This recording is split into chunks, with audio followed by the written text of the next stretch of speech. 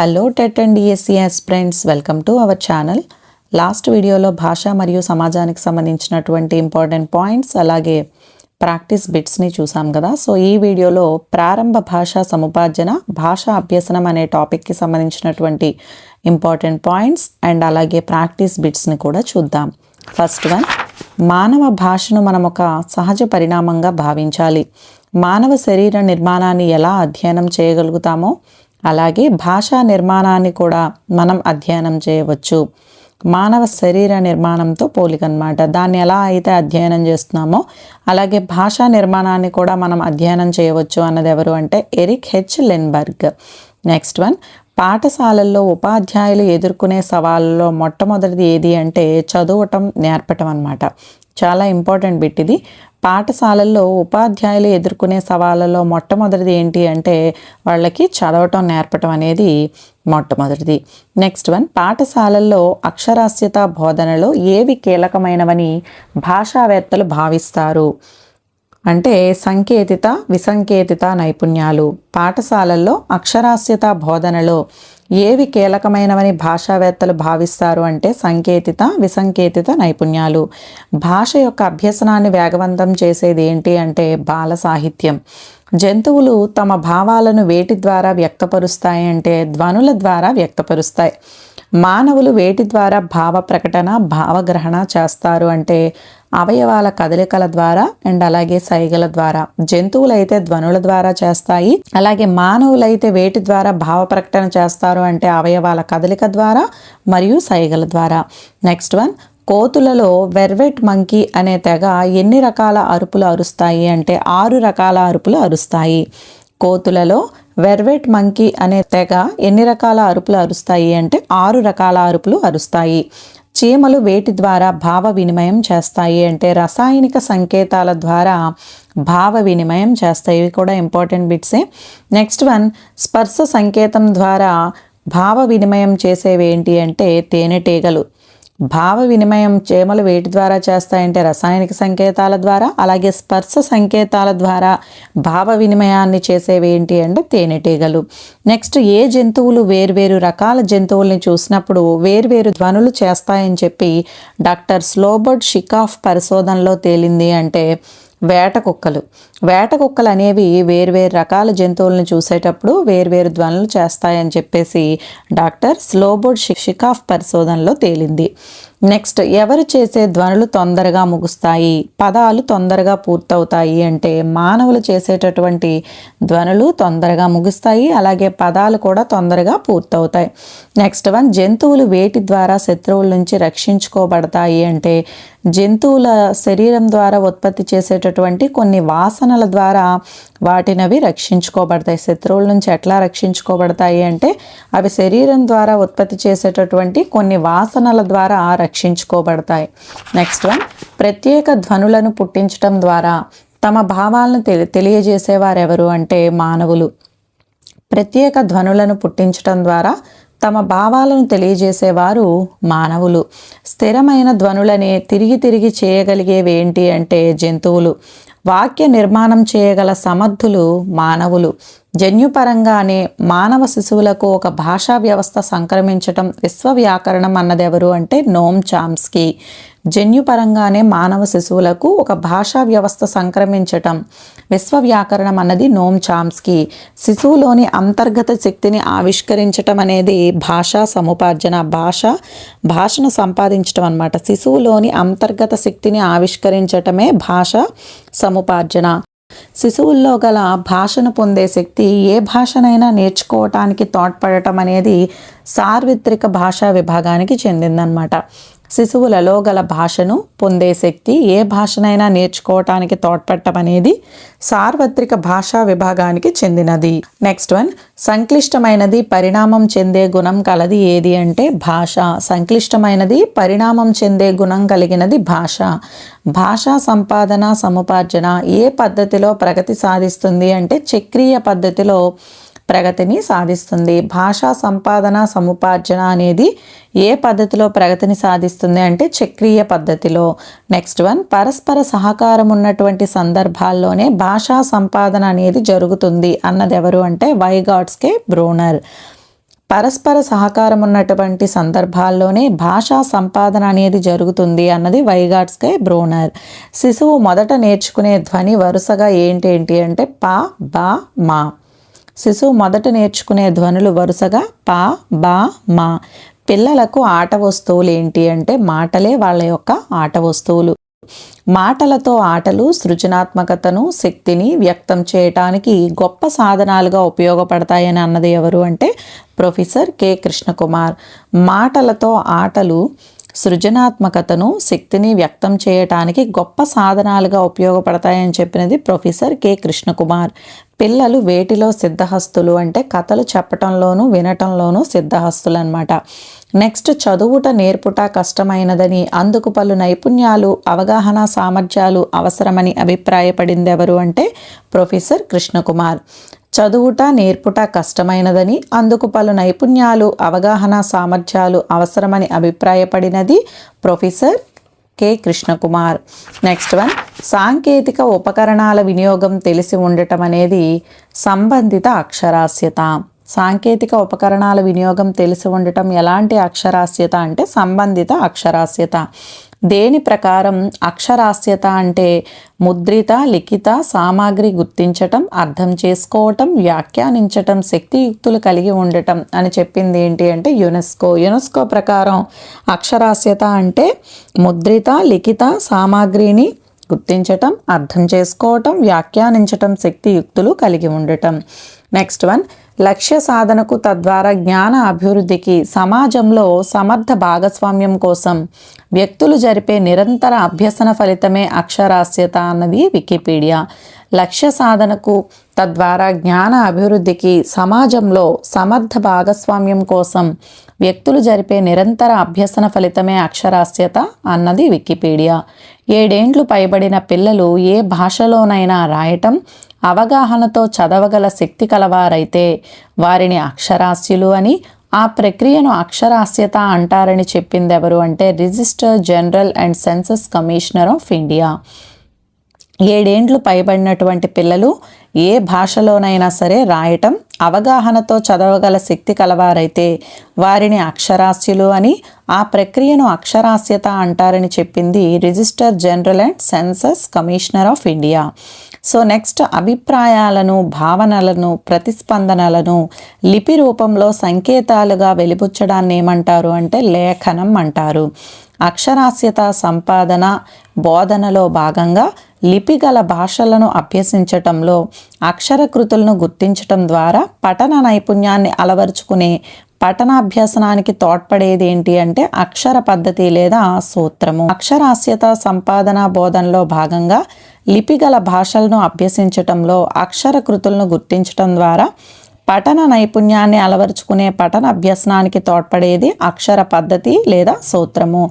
అక్షర రూపాలను చూచి అవి వెలిబుచ్చుతున్న అభిప్రాయాలు గ్రహించటాన్ని ఏమంటారు అంటే విసంకేతిత అంటారు. ఇది ఇంపార్టెంట్ అండి. అక్షర రూపాలను చూచి అవి వెలిబుచ్చుతున్నటువంటి అభిప్రాయాలను గ్రహించటాన్ని విసంకేతిత అంటారు. అభిప్రాయాలను అక్షర రూపంలో చూపించటాన్ని లేదా రాయటాన్ని లేదా పొదగటాన్ని ఏమంటారు అంటే సంకేతిత అంటారు. విసంకేతితకి సంకేతితకి డిఫరెన్స్ ఏంటి అంటే అక్షర రూపాలను చూసి వాటి యొక్క అభిప్రాయాలను గ్రహిస్తే అది విసంకేతిత అవుతుంది.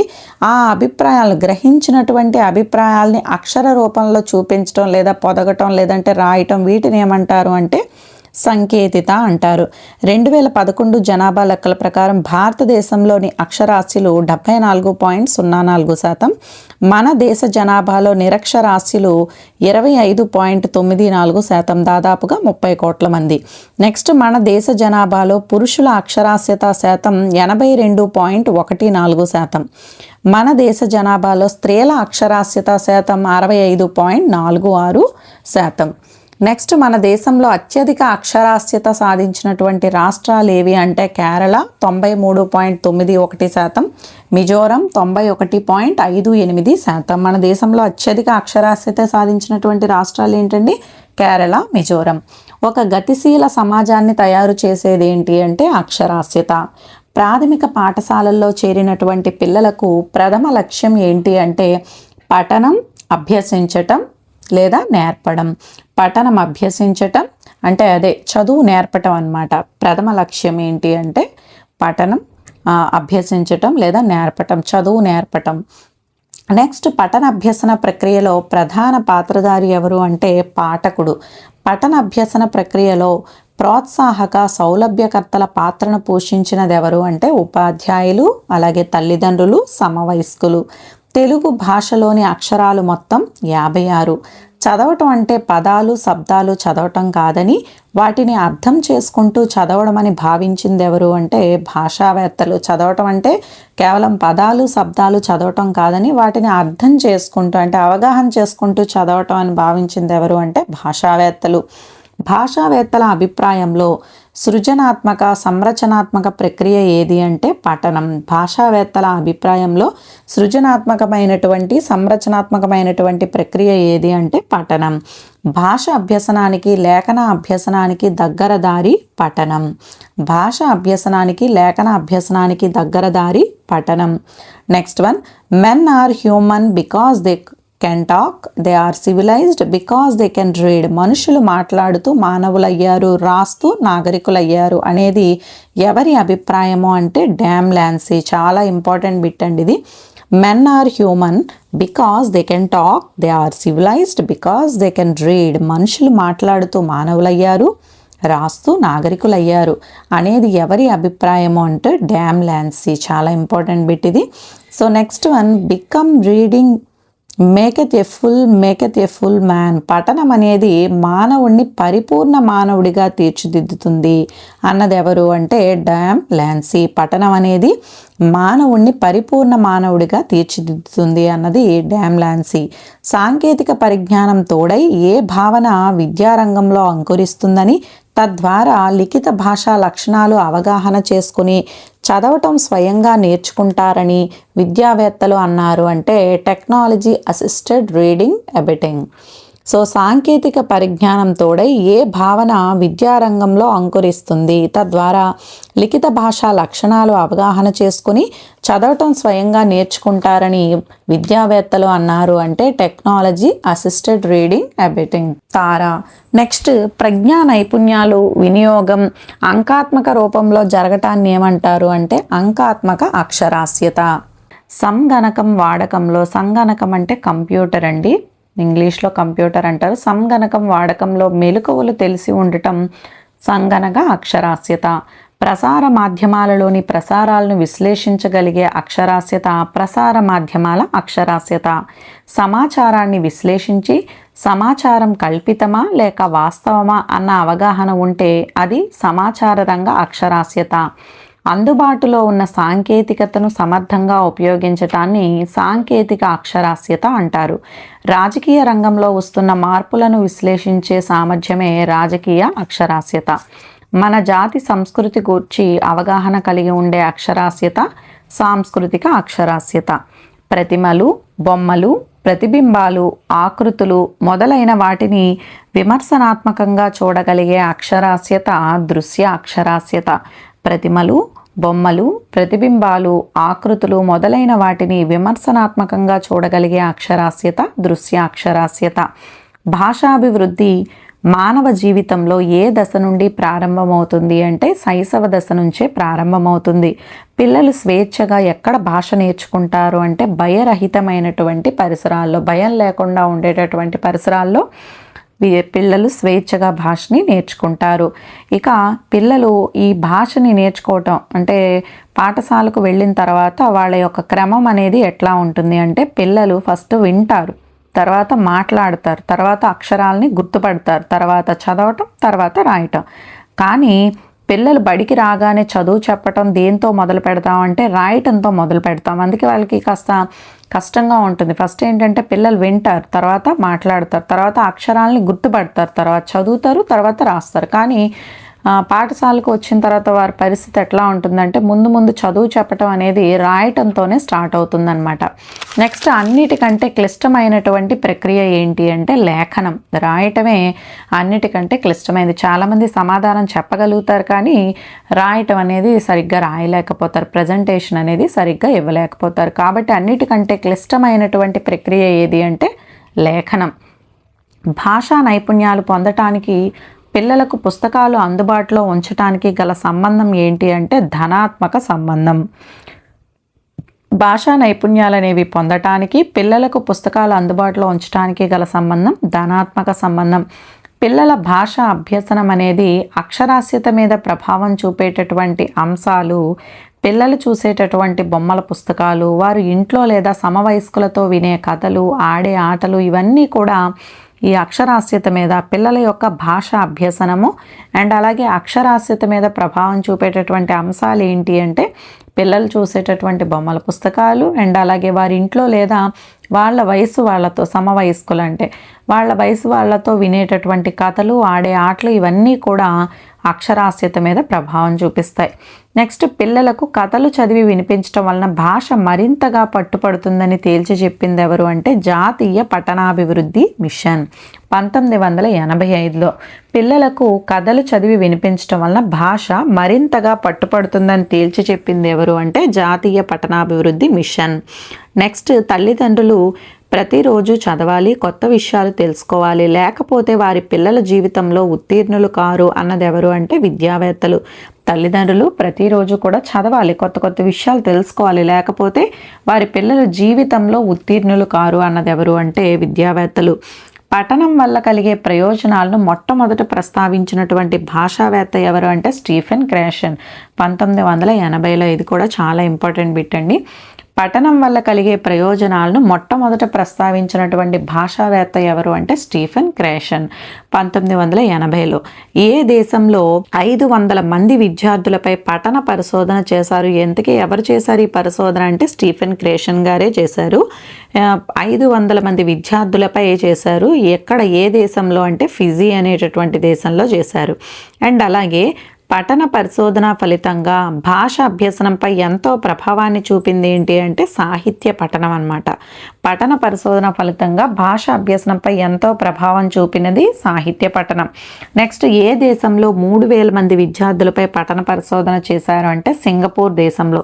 సింగపూర్ దేశంలోని 3000 మంది విద్యార్థులపై పఠన పరిశోధన చేసింది. అండ్ అలాగే ఫిజీలో 500 మంది విద్యార్థులపై పఠన పరిశోధన చేసింది కూడా స్టీఫెన్ క్రాషన్. నెక్స్ట్, ఇది కూడా చాలా ఇంపార్టెంట్ బిట్ అండి. ఇప్పుడు చెప్పబోయేది, మన దేశంలో తన దక్షిణామూర్తి విద్యా సంస్థలలో పిల్లల శిక్షణలో కథలకు, సాహిత్యానికి ప్రాధాన్యతనిచ్చి ఫలితాలు సాధించినది ఎవరు అంటే గిజుబాయ్ బదేకా. చాలా ఇంపార్టెంట్ బిట్ ఇది. మన దేశంలో తన దక్షిణామూర్తి విద్యా సంస్థలలో పిల్లల శిక్షణలో కథలకు, సాహిత్యానికి ప్రాధాన్యతనిచ్చి ఫలితాలు సాధించినది గిజుబాయ్ బదేకా. సంగీతం లాగానే చక్కని సాహిత్య పఠనం ద్వారా పాఠకుడు ఆనందం అనుభవించగలడు. ఇది కళాత్మక భావనలకు దారితీస్తుంది అని చెప్పినది గిజుబాయ్ బదేకా. సంగీతం లాగానే చక్కని సాహిత్య పఠనం ద్వారా పాఠకుడు ఆనందాన్ని అనుభవించగలడు. ఇది కళాత్మక భావనలకు దారితీస్తుంది అని చెప్పినది గిజుబాయ్ బదేకా. గిజుబాయిని అనుసరించి భాషా శిక్షణలో ముఖ్యమైనటువంటి అంశం ఏది అంటే భాషా పరిచయం. గిజుబాయిని అనుసరించి భాషా శిక్షణలో ముఖ్యమైన అంశం ఏది అంటే భాషా పరిచయం. వేటి వలన పిల్లలకు భాషా పరిచయం కలుగుతుంది అంటే రసాత్మక పుస్తక పఠనము, శ్రవణము మొదలైన వాటి వలన పిల్లలకు భాషా పరిచయం అనేది కలుగుతుంది. నెక్స్ట్ వన్, పిల్లల పుస్తకాల్లోని భాష వారికి అందుబాటులో ఉండేటట్లు చూసి సాహిత్య పుస్తకాలు వారితో చదివించాలని సూచించింది ఏది అంటే క్రిస్టీన్ నటల్. పిల్లల పుస్తకాల్లోని భాష వారికి అందుబాటులో ఉండేటట్లు చూసి సాహిత్య పుస్తకాలు వారితో చదివించాలని సూచించినటువంటి ఆమె ఎవరు అంటే క్రిస్టీన్ నటల్. కాల నిర్ణయ పట్టికలో పఠనానికి కేటాయించవలసినటువంటి సమయము 20 నుండి 30 నిమిషాలు. కాల నిర్ణయ పట్టికలో పఠనానికి కేటాయించాల్సిన సమయము 20 నుండి 30 నిమిషాలు. విద్యావేత్తలు రచనా శైలిని బట్టి పాఠాలను ఎన్ని రకాలుగా విభజించారు అంటే 4 రకాలుగా విభజించారు. అవేంటో చూద్దాం. ఫస్ట్ వన్, కథనాత్మక మూలపాఠం లేదా కథనాత్మక సాహిత్యము. అలాగే రెండవది వర్ణనాత్మక మూలపాఠము లేక వర్ణనాత్మక సాహిత్యము. మూడవది వివరణాత్మక మూలపాఠము లేదా వివరణాత్మక సాహిత్యము. నాలుగవది వాదనాత్మక మూలపాఠము లేదా వాదనాత్మక సాహిత్యము. కథనాత్మక సాహిత్యము అంటే ఏముంటాయంటే అద్భుత గాథలు, మర్మగాథలు, విజ్ఞాన శాస్త్ర గాథలు ఇటువంటివన్నీ ఉంటాయి. నెక్స్ట్ 3వ తరగతి తెలుగు వాచకంలో వింతలోకం అనేటటువంటి అద్భుత కథ ఏ మూలపాఠం లేదా ఏ సాహిత్యానికి చెందినది అని అడగొచ్చు. మీకు మూలపాఠం అడగొచ్చు లేదా సాహిత్యం అనైనా అడగొచ్చు. సో ఇట్లా అడిగితే 3వ తరగతిలో తెలుగు వాచకంలో వింతలోకం తొలకరి చినుకుల్లో అనే అద్భుత కథ ఏ మూలపాఠం లేదా ఏ సాహిత్యానికి చెందినది అంటే కథనాత్మక మూలపాఠం లేదా కథనాత్మక సాహిత్యము. నెక్స్ట్ వన్, పుస్తకాలలో ప్రభావశీలమైనటువంటి వర్ణనలు ఎక్కువగా ఉన్నట్లయితే అది ఏమవుతుంది అంటే వర్ణనాత్మక మూలపాఠం లేదా వర్ణనాత్మక సాహిత్యం అవుతాయి. నెక్స్ట్ 5వ తరగతి తెలుగు భారతిలో కొందా భాస్కర్ రావు గారు రాసినటువంటి పల్లెకు పోదామనే కథ ఏ మూలపాఠానికి చెందినది అంటే వర్ణనాత్మక మూలపాఠానికి లేదా వర్ణనాత్మక సాహిత్యానికి చెందినటువంటిది. చదువు, ఆనందించు, అభివృద్ధి చెందు అనే విధానం ఉద్దేశంగా కలిగినది ఏంటి అంటే కథనాత్మక సాహిత్యము. చదువు, ఆనందించు, అభివృద్ధి చెందు అనే విధానం ఉద్దేశంగా కలిగినటువంటిది కథనాత్మక సాహిత్యము. వినటం, మాట్లాడటం, చూడటం, పరిశీలించటం, శ్రద్ధ చూపటం వంటి జీవన నైపుణ్యాలు తెలియజేసే ఉద్దేశంగా కలిగినది ఏంటి అంటే వర్ణనాత్మక సాహిత్యము. వినటము, మాట్లాడటము, చూడటం, పరిశీలించటం, శ్రద్ధ చూపటం వంటి జీవన నైపుణ్యాలు తెలియజేసే ఉద్దేశం కలిగినది వర్ణనాత్మక సాహిత్యము. నెక్స్ట్ వన్, సంక్లిష్టమైనటువంటి వాస్తవ నివేదికలను వివరించటానికి పూనుకునేది వివరణాత్మక మూలపాఠం లేదా వివరణాత్మక సాహిత్యము. 3వ తరగతి తొలకరి చిరుజల్లులలో మన పండుగలు అనే పాఠం ఏ సాహిత్యానికి చెందినది అంటే వివరణాత్మక మూలపాఠం లేదా వివరణాత్మక సాహిత్యానికి చెందినది. నెక్స్ట్ వన్, మంచి శ్రోత అంటే సంభాషణ ఎందుకోసం జరుగుతుందో, అది ఏ ఏ అభ్యసన మార్గాలకు దారితీస్తుందో ఓర్పుగా గమనించే వ్యక్తి అనే అన్నది ఎవరు అంటే కె కృష్ణకుమార్. పిల్లల భాష ఉపాధ్యాయుడు అనేటటువంటి పుస్తకంలో ఈ విధంగా రాశారు. మంచి శ్రోత అంటే సంభాషణ ఎందుకోసం జరుగుతుందో, అది ఏ ఏ అభ్యసన మార్గాలకు దారితీస్తుందో ఓర్పుగా గమనించే వ్యక్తి అని చెప్పేసి అన్నారు. ఎవరు అంటే కె కృష్ణకుమార్. నెక్స్ట్ వన్, మంచి శ్రోత గూర్చి వివరించడం ఉద్దేశంగా గల సాహిత్యం ఏది అంటే వివరణాత్మక సాహిత్యము. సమస్యను మూల్యాంకనం చేసి తగిన నిర్ణయాన్ని తీసుకుని దాని పరిష్కారానికి తగిన ప్రాతిపదికను తయారు చేసుకోవటాన్ని ఏమంటారు అంటే వాదనాత్మక మూలపాఠం లేదా వాదనాత్మక సాహిత్యం అని చెప్పేసి అంటారు. సమస్యను మూల్యాంకనం చేసి తగిన నిర్ణయాన్ని తీసుకుని దాని పరిష్కారానికి తగిన ప్రాతిపదికను తయారు చేసుకునే దాన్నే వాదనాత్మక మూలపాఠం లేదా వాదనాత్మక సాహిత్యం అని చెప్పేసి అంటారు. నెక్స్ట్ వన్, సాక్షి పేరుతో స్వభాష అనే వ్యాసాన్ని రాసింది ఎవరు అంటే పానుగంటి లక్ష్మీ నరసింహారావు. సాక్షి పేరుతో స్వభాష అనేటటువంటి వ్యాసాన్ని రాసినది పానుగంటి లక్ష్మీ నరసింహారావు. స్వభాష అనే వ్యాసంలో పానుగంటి వారు మన భాష యొక్క గొప్పతనాన్ని ఏ పాత్ర ఉపన్యాసం ద్వారా తెలియజేశారు అంటే జంగాల శాస్త్రి గారి పాత్ర ద్వారా తెలియజేశారు. విద్యా ప్రణాళికలో బాల సాహిత్యం యొక్క ప్రయోజనాలు ఏంటి, ఇక్కడ కొన్ని ఇంపార్టెంట్ పాయింట్స్ చెప్పడం జరిగింది. పఠన సామర్థ్యం అనేది పెరుగుతుంది, విద్యార్థుల సంలగ్నత అనేది పెరుగుతుంది, సాహిత్యపరమైనటువంటి భాషాపరమైనటువంటి విలువలు సంతరించుకుంటాయి. నెక్స్ట్, సంప్రదాయ పఠనాభ్యసనం కంటే బాల సాహిత్య పఠనం విద్యార్థుల యొక్క పురోభివృద్ధికి తోడ్పడుతుంది. సాంప్రదాయ పఠనాభ్యసనం కంటే కూడా బాల సాహిత్య పఠనం అనేది విద్యార్థుల యొక్క పురోభివృద్ధికి తోడ్పడుతుంది. బాల సాహిత్యంలో కొత్త కోణాలను ఆవిష్కరించింది ఎవరు అంటే చింతా దీక్షితులు గారు, నాలం కృష్ణారావు, నండూరి రామ్మోహన్ రావు గారు, ముల్లపూడి వెంకటరమణ అండ్ బాపు గారు. నెక్స్ట్, ప్రతి సబ్జెక్ట్లో భాషను అర్థవంతంగా వాడాలి అంటే ప్రస్తుత ఆధునిక పరిస్థితులకు అనుగుణంగా భాషను మలచటానికి తగిన ప్రయత్నం జరగాలి అని వ్యాఖ్యానించింది ఎవరు అంటే లీ కివాన్ వాల్మెస్. పిల్లలు భాష అభ్యసనంలో వెనుకబడటానికి ప్రధాన కారణాలు 2. అవి ఏంటి అంటే అభ్యసన సామర్థ్యం కొరవటం వల్ల తగిన భాషా నైపుణ్యాలను ప్రదర్శించలేకపోవట. సెకండ్ వన్, శారీరక అవయవాల మానసిక అభివృద్ధి లోపాల వలన తగిన నైపుణ్యాలు పొందలేకపోవటం. ఫస్ట్ది అభ్యసన సామర్థ్యం కొరవడటం వలన అంటే తగ్గటం వలన తగిన భాషా నైపుణ్యాలు ప్రదర్శించలేకపోతారు. అండ్ అలాగే శారీరక అవయవాలు మానసిక అభివృద్ధి లోపం వలన కూడా తగిన నైపుణ్యాలని పొందలేకపోవటం. నెక్స్ట్ పదాలను చదవటంలో వెనక నుండి చదవటం, వెనక నుండి రాయటం, రాస్తూ రాస్తూ తిరగేసి రాయటం, ఇది ఏ వ్యాధికి సంబంధించినటువంటి లక్షణం అంటే డిస్లెక్సియా వ్యాధికి సంబంధించినటువంటి లక్షణం. నెక్స్ట్ ఉపాధ్యాయుల మాటల వేగాన్ని అందుకోలేకపోవటం, ఏకాగ్రత లోపం, అతి క్రియాత్మక జాడ్యం అనేది అటెన్షన్ డిఫెక్ట్ హైపర్ యాక్టివిటీ డిజార్డర్కి సంబంధించినటువంటిది. నెక్స్ట్ భాష అర్థం కాకపోవటం, హేతుబద్ధత లేకపోవటం, లెక్కించటం తెలియకపోవటం, ఇవన్నీ కూడా ఏ వ్యాధికి సంబంధించినవంటే జాస్ క్యాలికులై వ్యాధి. భాష అర్థం కాకపోవటం, హేతుబద్ధత లేకపోవటం, లెక్కించటం తెలియకపోవటం అనేది ఏ వ్యాధికి సంబంధించిందంటే జాస్ క్యాలికులై వ్యాధి. నెక్స్ట్ వన్, ప్రత్యేక అవసరాలు గల పిల్లలకు విలీన సహిత తరగతి బోధనా వ్యూహాలు అమలు చేస్తే భాషా సముపార్జనలో వెనకంజ వేయరని విద్యావేత్తల యొక్క భావన.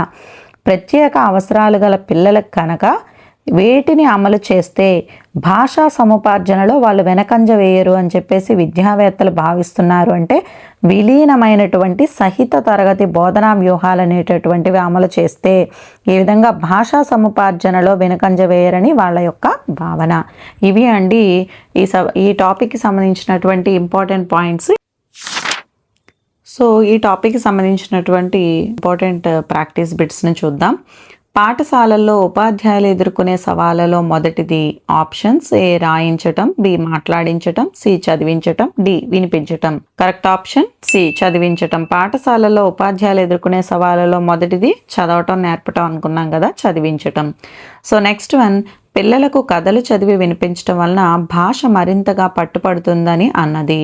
పిల్లలకు కథలు చదివి వినిపించడం వల్ల భాష మరింతగా పట్టుపడుతుందని అన్నది ఆప్షన్స్: ఏ జాతీయ పట్టణాభివృద్ధి mission, B UNESCO, C Kothari commission, D భారత జాతీయ సమైక్యతా సమితి. సో కరెక్ట్ ఆప్షన్ ఏ జాతీయ పట్టణాభివృద్ధి మిషన్.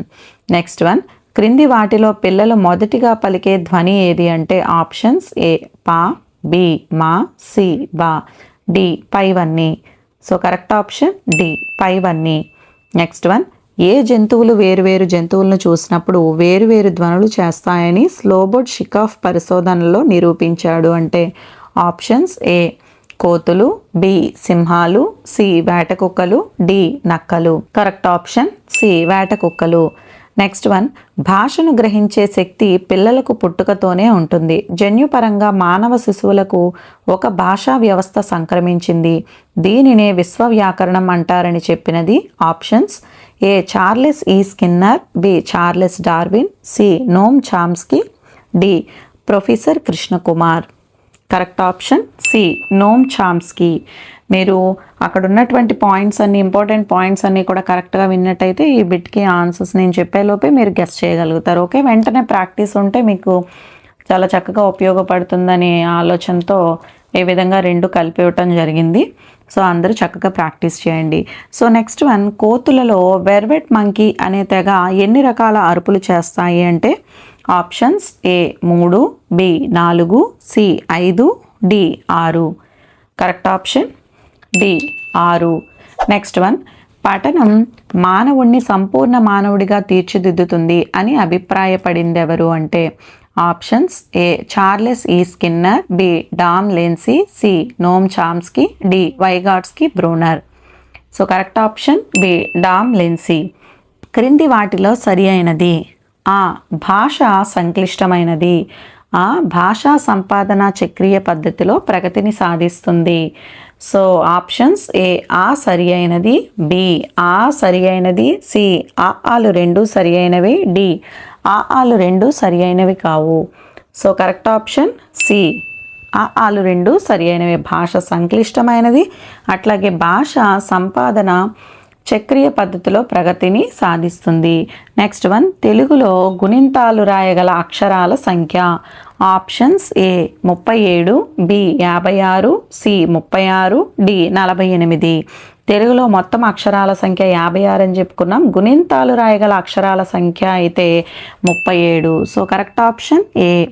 నెక్స్ట్ వన్, అక్షరాస్యత అంటే వివిధ సందర్భాలలో సంబంధం ఉన్నటువంటి ముద్రిత లిఖిత సామాగ్రి గుర్తించటము, అర్థం చేసుకోవటం, వ్యాఖ్యానించటం, సృజించటం, వ్యక్తీకరించటం, గణన చేయటం, శక్తియుక్తులను కలిగి ఉండటం అని నిర్వచించినది options: A UNESCO, B Wikipedia, C Kunda Bhaskararao, D registrar general and census commissioner of India. Correct option A UNESCO. పఠనం ఆధారపడి ఉండే అంశం ఏంటి అంటే ఆప్షన్స్ ఏ పాఠకునిపై, బి పాఠకుని అంతర్గత ప్రేరణ, సి ఉపాధ్యాయుని ప్రేరణ, డి పైవన్నీ. కరెక్ట్ ఆప్షన్ డి పైవన్నీ. పాఠకునిపై, అలాగే పాఠకుని అంతర్గత ప్రేరణ మీద, అలాగే ఉపాధ్యాయుని ప్రేరణ మీద కూడా పఠనం అనేది ఆధారపడి ఉంటుందన్నమాట. So correct option D. Next one, Dakshinamurthy విద్యా సంస్థలలో పిల్లల శిక్షణలో కథలకు, సాహిత్యానికి ప్రాధాన్యతనిచ్చింది. Options A Gopal Krishna Gokhale, B Jyotirao Phule, C Stephen Krashen, D గిజుబాయ్ బదేకా.